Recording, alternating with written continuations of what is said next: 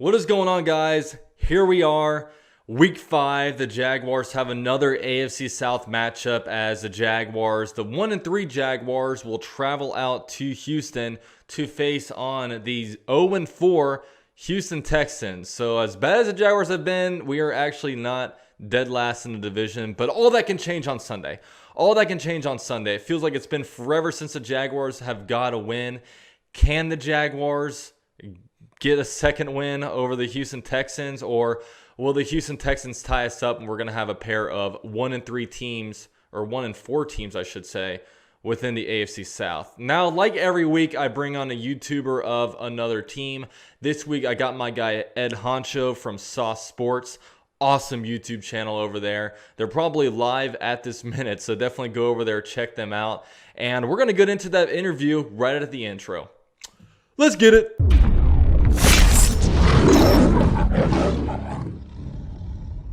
So coming on here to help me break down the Houston Texans side of things, I got my guy Ed Honcho from Sauce Sports. What is going on, my man? Oh man, I'm good to see you, man. It's a good time in the city of Houston. We're on 4, but I've never seen the city in a better mood.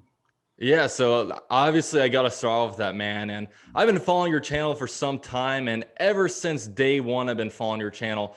All you guys, you, Wink, all you guys, Joseph Tinney, I've been on the Fire Bill O'Brien train, and it finally happened just a few days ago, ironically enough. So tell me about it, man. Like, what went to the whole Bill O'Brien downfall over there with the Houston Texans? Man, I think it was a multitude of things, and you kind of gotta look at it. Was it more Bill O'Brien, the coach, or Bill O'Brien, the GM? He assumed a lot of power, and I don't think he was really ready to handle it all. I don't think he's really doing a good job at coach necessarily, and then to assume the role at GM. I think wearing too many hats end up kind of, leading to his downfall. And then I think he took some things personally that with certain players that I don't think he should have, and I think that led to some bad deals. And people kind of soured on him out here, after a while of doing the same thing year in and year out, not really having that success in the playoffs. You kind of wonder, is this team capable of more with somebody else? And so I'm glad they finally made the choice to go in a different direction. So, yeah, I mean, that's one thing I noticed with him, because he kind of pushed away some talent. I mean, he pushed away Dwayne Brown, he pushed Right. away Clowney. And then the biggest thing was he pushed away DeAndre Hopkins and got literally laughable return for that. So what is kind of the state of the Houston Texans roster right now? Like, moving forward without Bill O'Brien, is this a team that can push for the playoffs despite being 0-4 right now? Man, the sentiment around the Texans, especially here in Houston, is that with Deshaun Watson, anything is possible. But we can't deny that this year he hasn't been looking the best. We don't know if it's a chemistry thing. The relationship he had with with Hopkins was more than just a teammate. It was kind of on the field, off the field, of a real friendship. So I think that had a real impact on him, more so than just only on the field. And so then again, like I say, it's the talent with Cooks, Cobb. I don't think they've really shown a whole lot. Each week it's been a kind of a different guy. Um, I'm just kind of hoping that they can stay healthy, maybe put something together. I think the speed, everybody talks about that, is there. But the kind of upside to that to me is, though, we don't know what we're going to get out of play calling now with Tim Kelly. If you've seen some kind of the interviews, the guys have alluded to, the reins kind of being off. So we may see something different, in the next few weeks than we've seen in the previous 4. So that's kind of what the hope is. So I've always looked at Deshaun Watson as kind of a Russell Wilson type, because I always said, like, look, it doesn't matter really how bad the Houston roster gets. As long as they have Deshaun Watson, they're going to be a pretty good team. But obviously this year you guys started 0-4, and obviously you've had some tough opponents with the Steelers, Ravens, Chiefs, teams like that. But what is exactly going on with Deshaun Watson? Is he playing poorly? Like, what do you think has been kind of going into that? Like I said, I really, and again, just it sounds kind of crazy putting so much on him. I think Bill O'Brien and just his presence in the organization at that time, I think there was a lot going on behind the scenes, and there's been a lot coming out. I think he kind of lost that locker room early, and I don't think guys were really motivated after that Chiefs game and seeing the same result that you saw to end your season previously, kind of to start your season off. And then, like I said, with the tensions going on, I think that he just kind of, it felt like he's checked out. Earlier, usually in games, you see him kind of jovial. He's dancing around, seems to be in a good mood. this season he's kind of just been real somber, hadn't really seen the smiling, haven't really seen the activity. So I think it's more of what was going on behind the scenes. And I'm hoping that's what it was, because again, like I said, I don't think he's progressed much under the tutelage of Bill O'Brien. So I don't think it's a physical capability thing. I think it's just kind of the culture. And I think, he's happy that the change has happened too.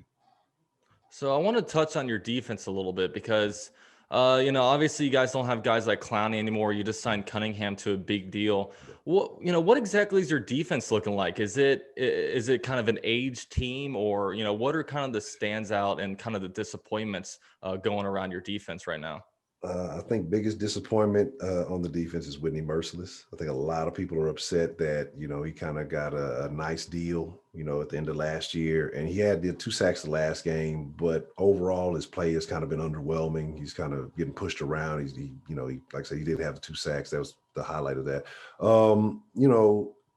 Just like I say, it just seems like a lot of youth kind of, maybe it's just the new pieces. Like I said, lack of chemistry has been a big issue. And then Weaver, with him being a new defensive coordinator, I still have some questions about what is he trying to do? Does he have the talent? Like you said, Clowney got out of there. You get rid of a guy like Reeder, which I think was foolish. And I wonder how much of an impact that's had on JJ, because he spoke many times last year about he felt like Reeder was the best tackle in the game. And then you let this guy go and don't really make an offer to him. So I wonder how much of it is, people who are, if it's really a talent issue, is it really a coaching issue? Or again, like I said, I kind of keep referring back to that culture issue, because that was allegedly something that took place with the Texans, that there was an issue with the DC and with Bill O'Brien. So I'm wondering how much, of his presence is really getting people kind of off kilter, and that with him being gone, like I said, I'm really hoping to see a change. So the Jaguars have not defeated the Texans since 2017, when they were throwing out guys like Tom Savage and TJ Yates. We have 0-4 against Deshaun Watson. The Texans have just had our absolute number now. Then now that Bill O'Brien is out of the building, I'm really worried that you guys are just going to go on and completely smoke us. So, just a motivated team finally get the kind of cancer out of the locker room. So kind of tell me, man, what are some of your expectations for this Sunday's game? Man, my deal is I'd like to see the defense actually stop somebody from running all over him. That's been a huge deal. I mean, they haven't stopped it. I think they've almost had I think except for the Baltimore game, everybody had a nice little chunk of yards, but I think they've given up a 100-yard rush every game. I'd like to actually see them look like they're capable of doing something. But even though I think they said we haven't won since 2017, I want to say last year was a pretty close one that came down to a goal line stop. So I'm not going to count you guys out, because this team still kind of has to figure out who they are. Even though Bill O'Brien is gone, you still have a lot of things going on and trying to figure out that identity. And I don't know if that happens, in a matter of a couple of days. But with it being a divisional game, those are always tough. It's always, both teams always tend to step it up when those games happen. So, I mean, I'm not counting the Jags out this one. I want to see the Texans play a complete game on all 3 sides of the ball. I think they've kind of been off in every area. I just want to see them look like they belong, because that's been the key thing. Every game they played so far this year, they just look like they've been outclassed. I'd like to see them play a game where they look like they belong on the field with the other team. Hey, Honcho, really appreciate you coming on here. Guys, I'm going to drop all his links down below. Go subscribe to his YouTube channel. They do live streams all the time. They do kind of a roundtable on there. Also hit him up on Twitter and all that good stuff. So, hey, man, thank you so much for coming on here. Man, man, appreciate you having me, man. We got to do it again sometime soon, man.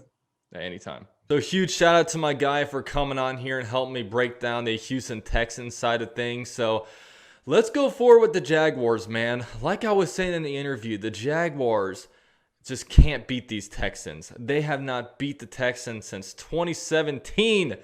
2017, that feels like ages ago, back when they were marching out Tom Savage and TJ Yates. But the Jaguars have a chance for redemption. Last year, week 2, when the Jaguars went over to Houston, it was that infamous time where we went for 2 and missed it. It was the same game that Jalen Ramsey got in the fight on the sidelines and demanded to be traded. So a lot has happened between now and then, including a Tom Coughlin firing, a bunch of trades where we look to gut the roster, and a defense that looks nothing like it used to look. So really with this game, one thing that really worries me about this game is that the Jaguars really have not faced a running quarterback yet.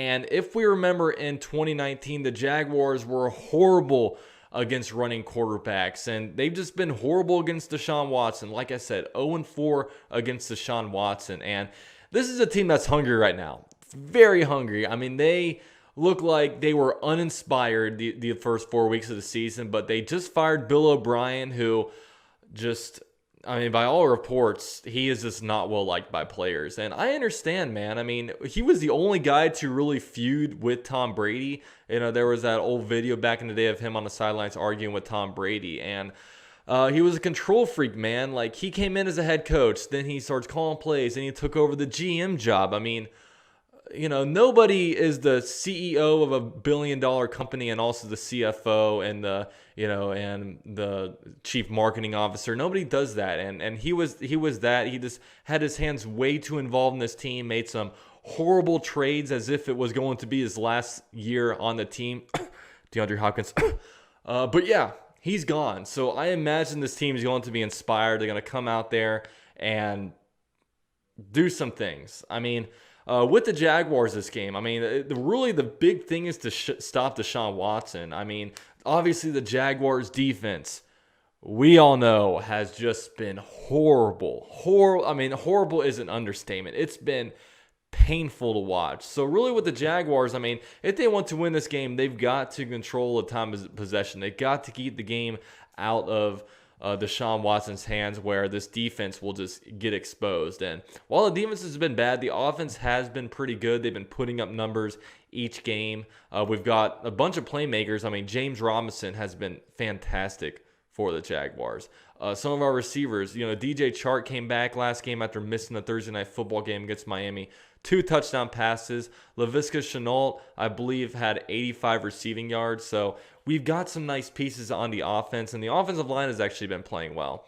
But the whole thing is the defense. Like, with this defense, I just can't project us to win any games just because it's just so bad, and it's so hard to watch this defense. So that's just how the defense is. But, you know, this game is going to be fun. I mean, I know it's a year where, you know, winning honestly isn't that much of a priority. Like, I hate to say it, but I'm completely honest with you guys. I've given up hope on a season already. I'll be pumping out preview videos and talking about it. But as we all know, I mean, with the way, if you're not going to win a Super Bowl, then there's really, I mean, when you look at it, there's one successful team every year and 31 losers, and there's no way we're going to be one of those winners. So this year, it's definitely, I'm not going to say it's a tanking year, but it's definitely a rebuilding year. So let's just keep seeing what this team has. Let's still look for bright spots. Let's see what kind of cornerstone players that we have. And, you know, if we're going to win any games, I would like to beat our division opponents. You know, I would love to beat the Texans in Houston, first time beating Deshaun Watson and stuff like that. So go out there and the Jaguars, do your thing. So let me know I want to know what you guys think. Maybe I need to make a separate video on this, but what do you guys want to do? Do you guys want the Jaguars to win as many games, or are you in tank mode? I would love to see some of your comments down below. And also follow me on Flick, guys. Flick has replaced Discord. It's replaced all these apps. Flick is a huge sports community on there, and I am the host of one of these, so definitely go down below and join my Flick, where we're going to keep talking about it. We're going to do game predictions, all that stuff. Connect with other Jaguar fans. We're building a huge community, guys, and you guys don't want to miss out on it. And just a huge shout out to all the members of the channel as well. You guys are the absolute best, and I love you guys. And with all that said, man, shout out to South Sports for coming on this preview. Let me know some of your thoughts about this game, and I'll see you guys in my next video. Go Jags, Duval till we die.